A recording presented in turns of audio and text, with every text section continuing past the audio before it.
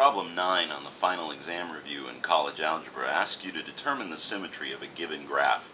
The graph that's given appears to be the graph of a hyperbola, but we're not that familiar with hyperbolas at this level, so we just want to look at whether this thing mirrors about the y-axis, the x-axis, or mirrors through the origin. In this case, this graph is symmetric about the y-axis, and that's pretty easily obvious. If we look at the y-axis and we draw a nice red line down it, we can think of that line as a mirror, and the function graphs or reflects across that mirror. Another way to think of it is to fold your paper down the crease created by that y-axis, and you'll see that one side of the graph will imprint on the other side. So we have symmetry about the y-axis.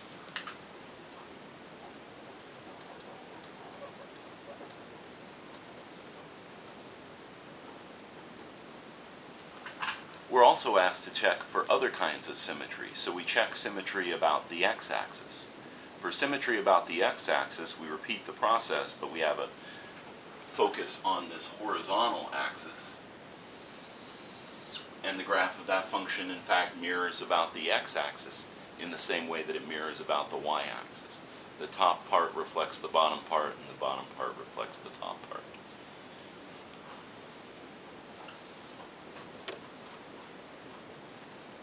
Very occasionally, there are functions that are symmetric not just about the x and y axes, but about the origin as well.